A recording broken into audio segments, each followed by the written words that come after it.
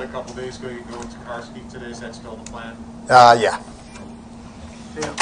Gage talked yesterday about having the proper level of respect, I guess, for opponents like Edmonton and Toronto. I remember you mentioned that against Tampa. Is that something you look for over the next couple of games? It is. Anytime you have prolific scoring players like Ovechkin the other night, you have to, they demand a different level of respect because they don't need a lot to take. They can take advantage of just a little bit, and they don't need a lot. So, yes, tonight is a big night for that, as was the other night as well. First few weeks of the season, I'm sure for players it's a little bit easier to stay focused on the process, how you get results. At some point, you maybe start to think too much about the results and where you're at in the standings. So how do you sort of refocus the group when it comes to just finding that balance? Yeah, we know the situation we're in, and as far as, we've got to mix young players and young players evolving and players that are evolving fast in front of our own eyes. We watch game to game. I'm not going to get too concerned.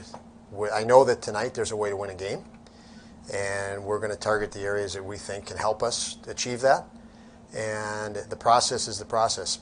We have to make sure we're better in a month and better in 2 months, and to the point where if we get to those points, this string could flip the other way. We could win a bunch in a row, and I fully believe that we can get to that point of being capable of that. So we can't allow this to be any distraction. Again, this is one game. Can't bring baggage in. We can't look too far ahead, but we'll have a game plan, a strategy for our opponent each night, and the belief system, I think, is strong that we can find a way to win just as well as anybody else. Don, on that note, how beneficial was this little break? After you were on the road, but where there was some team bonding, but you had a chance to re-emphasize or maybe just bring back some of the things, some of the points of emphasis that you want this team to refocus upon. Yeah, that's a great, question and observation, John.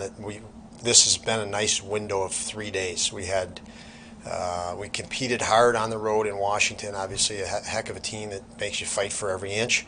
We had a day off, and then we had what the players felt were 2 good practice days. They had good jump, good energy. It felt, like early in the season mode, and we got to implement a lot of tempo and paces, which how we want to play, and we kind of got away from that. So it feels good, but the real answer to that comes tonight, and obviously tomorrow night. So, but the feeling was it was nice to have 3-day window between games.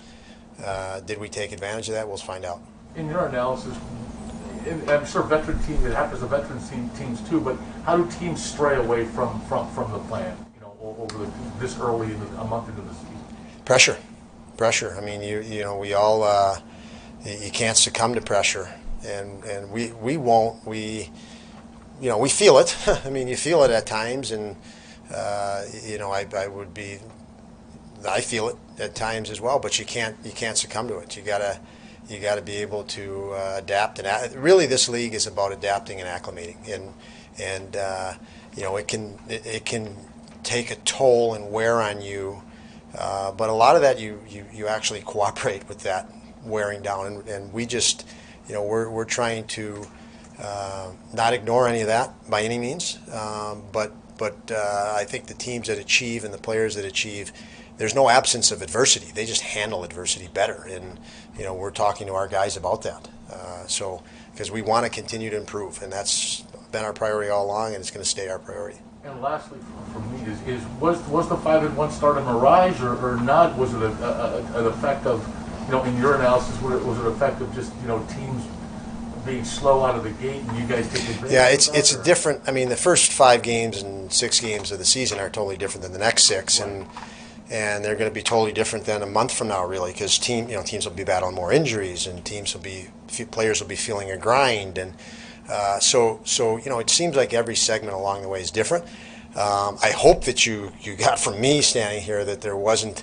I was happy for our guys to the success in each game, but we're not getting too far ahead of ourselves. We didn't then, we're not now.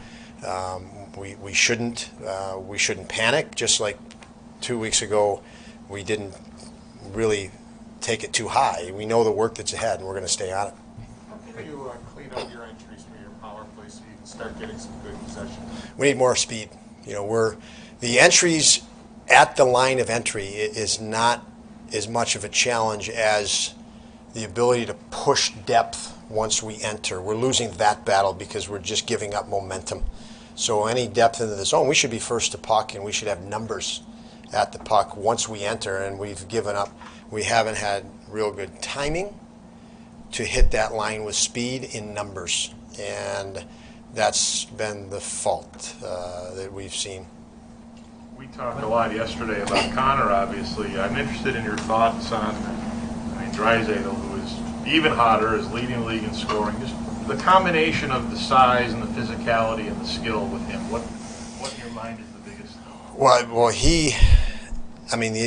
Connor obviously is the talk of the league many nights and very often, and then here's a guy that slides under the radar, if that's possible. But he does, and even in your attention, you're putting clips together that talk about the other team, and you find yourself with thinking about McDavid as a coach and coaching staff, and you have to give Draisaitl tons of credit because he's equally dangerous in different ways. He just does it differently. He does it with less flash, like you mentioned. He does it with body position, with reach, with strength, with obviously a knack for scoring and finding the back of the net. So much like within the salary cap era, you just see great talent spread throughout the league. So tonight it's those two guys that we have to respect and make sure we handle pucks well. But early body position on him, extra second effort on him. Just little details, but he's a more physical guy. Obviously, Connor has a speed game. When Will's not in the game like he was maybe a few weeks ago, what kind of defenseman is he? What does he do? Yeah, Will has a real strong hockey sense, feel for the game. He obviously has gotten in the league because of that. He's not a powerful skater, an over speed skater. He's had to play an intelligent game his whole career. Maybe certainly to compensate for everybody has to compensate. Everybody has deficiencies at this level. Nobody's good at everything, but your strengths have to compensate. And his hockey sense and intelligence is really key component to his success to getting to the NHL, and it has been in the NHL. Unfortunately for him, he had an injury he was trying to play through, and I had him on the right side, which is completely uncomfortable for anybody that's a left shot, and he did his best there, and now he's back feeling a little healthier, and we're excited to see how he is tonight. Don, you said the energy was high this week in practice. Just how much of that is the opponents you have this weekend, guys gearing themselves up for the next two games? Yeah, I think it's natural that players are going to look ahead, and we want our guys to get excited about this. Not, there's always there's a concern potentially, respect, and we've talked about it. We respect everybody in this league, but you can give too much respect, and that happens in the form of hesitation and not playing our game. So, I've been pushing our guys to make sure we play our game, and with that, without that fear. And so, there seems to be an excitement, but again, as I mentioned, you don't know these things until you get out there at 7 o'clock, and that's where, you push these guys so they gain the experience of the moment. We know the challenge. They've known it. We've talked on it a little bit, but it's more about us playing our game. How do you find that line between respect? Is it playing your game? Is it between respect and too much respect? Yeah, anybody can fear giving up goals, but goals are going to happen. It's the Stanley Cup winner is going to give up hundreds of goals in a year. So you see when a negative does happen in a game, you know your players. You guys know our players. You see different body language. You see it in their stride. You see it in their. We would hear it on the bench. Their talk, how they speak. It's don't do this and we can't do this instead of more positive, aggressive, confident talk. So you battle all those things, but a big part of it is the psychology. And that's what we want. We just want to play. We want to make sure that's eliminated, so we play intense and hard, and then we can target areas we need to improve. If you never get to that point, you might be targeting the wrong areas, and you often are. Thanks, Don. Yeah. Thanks, Don.